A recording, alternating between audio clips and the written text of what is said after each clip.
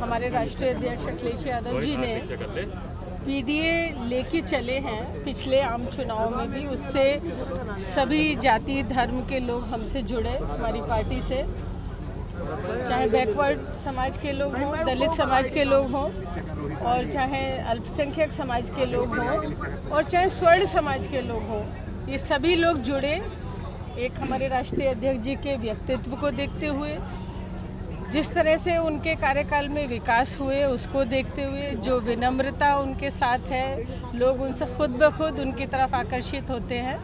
तो ये जो पीडीए की सभाएं हैं जनपदों में, ब्लॉक में, गाँव में, ये हम सब पार्टी के लोग मिलकर 27 तक और उसके आगे तक भी ये प्रोग्राम करते रहेंगे, लोगों को जोड़ते रहेंगे। जिनको समाजवादी के मदद की ज़रूरत है वो उनके समाजवादी के लोग उनके पास पहुंचेंगे, उनकी समस्या को सुनेंगे और उनका समाधान कराएंगे।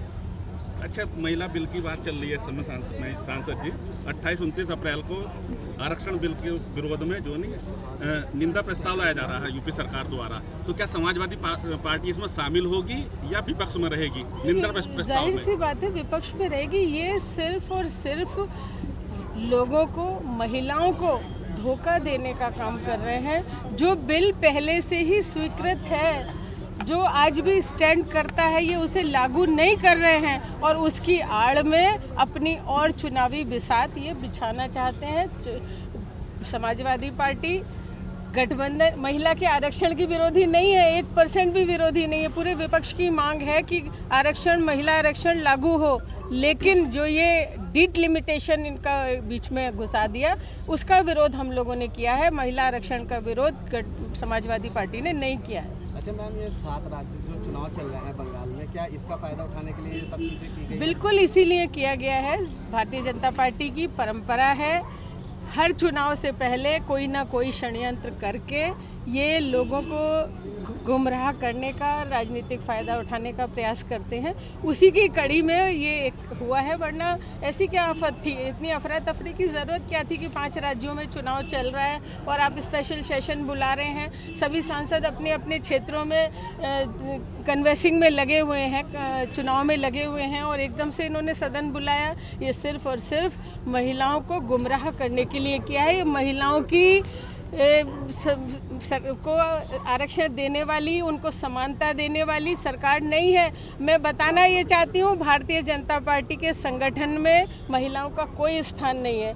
इनकी 21 राज्यों में भारतीय जनता पार्टी की सरकार है और महिला मुख्यमंत्री कितनी है? आधी। उसको भी अधिकार नहीं है। रेखा गुप्ता जी को, जो दिल्ली की मुख्यमंत्री हैं, उनको भी कोई अधिकार नहीं है। आधी मुख्यमंत्री बना रखा है। क्यों 33% आरक्षण नहीं देते? 7 महिला मुख्यमंत्री बनाए। तो ये कहना है कि ये सिर्फ गुमराह कर रहे हैं। अच्छा सांसद जी, अभी जब महिला बिल का विरोध हुआ तो अपर्णा यादव जो इस समय बीजेपी में और मुलायम सिंह जी की पुत्रवधू हैं, उन्होंने समाजवादी पार्टी का झंडा जलाया है। क्या उन्होंने पार्टी का झंडा जलाया? किसी भी पार्टी का झंडा जलाने में के जुर्म में उनके ऊपर FIR होनी चाहिए।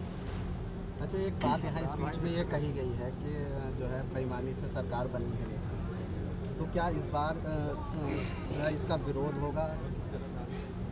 तो जाहिर सी बात है विरोधी होगा, क्यों नहीं विरोध करेंगे? पहले इसका विरोध क्यों नहीं गया? सुप्रीम कोर्ट है, संसद से सड़क। देखिए, इस वक्त तो इलेक्शन कमीशन, उनका कहना नहीं चाहिए, सब जगह भारतीय जनता पार्टी का कब्जा है। अब देश की जनता, देश की महिलाएं, देश के किसान, देश के युवा समझ चुके हैं, देश के व्यापारी समझ चुके हैं। इतनी भारी तादाद में वोट इस बार विपक्ष को पड़ेगा, समाजवादी पार्टी को पड़ेगा कि ये इन सब गड़बड़ियां करना भूल जाएंगे। सांसद जी, एक मुद्दा चल रहा है बिजनौर में, खालिद तालिब और पूर्व सांसद भारतेंद्र सिंह का, इसमें आप क्या कहेंगे? देखिए, उनके साथ अत्याचार हो रहा है। मैंने पहले दिन ही ये बात कही थी कि देखिए, मोटी सी बात है कि एडमिनिस्ट्रेशन अपना काम करे। अगर उनकी कोई कागज़ों में कमी है, खामी है, कोई परेशानी है, तो वो अधिकारी तो जांच करेंगे या नेता जांच करेंगे जाके? वो क्यों गए थे? उनकी क्या दिलचस्पी थी? उनका ये कहना अधिकारियों ने बुलाया था। हमने नहीं, क्यों बुलाया था? अधिकारी पंगु हो गए। अधिकारियों के पास साधन नहीं है जांच करने के, कागज़ नहीं है उनके पास, उनके सबऑर्डिनेट नहीं है, वो नेताओं से जांच कराएंगे?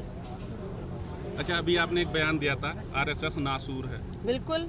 क्या आप उस पर अड़िग हैं? मेरा कहना ये है कि मैं सनातन धर्म में पैदा हुई हूँ। मैं सनातन धर्म को मानूं, मैं मंदिर में पूजा करूं, मैं व्रत रखूं, मैं आरती गाऊं, मैं हवन करूं, लेकिन मैं आरएसएस को मानूं ये कोई ज़रूरी नहीं है।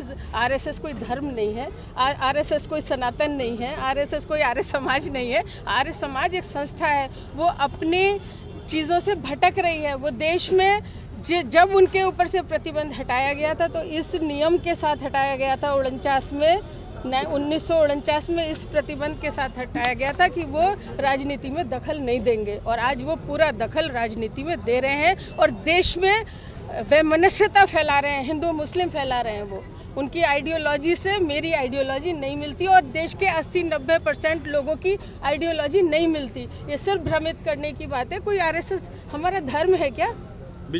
आरएसएस तो के लोगों ने महात्मा गांधी को मारा। आरएसएस के लोग झंडा नहीं फहराते थे, आरएसएस के लोग जनगण मन नहीं गाते थे, वंदे मातरम नहीं गाते थे। बिजनौर में आप टिकट की विधानसभा टिकट की राहुल भाई की पैरवी करेंगे या अपनी बेटी स्वाति वीरा की? देखिए, टिकट मांगने का हक सबको है और सीटें भी कई सारी हैं। मेरे लिए तो भाई, मैंने तो राष्ट्रीय अध्यक्ष से कहा है कि जो सबसे कमज़ोर सीट हो उस पर मेरी बेटी को चुनाव लड़ा देना।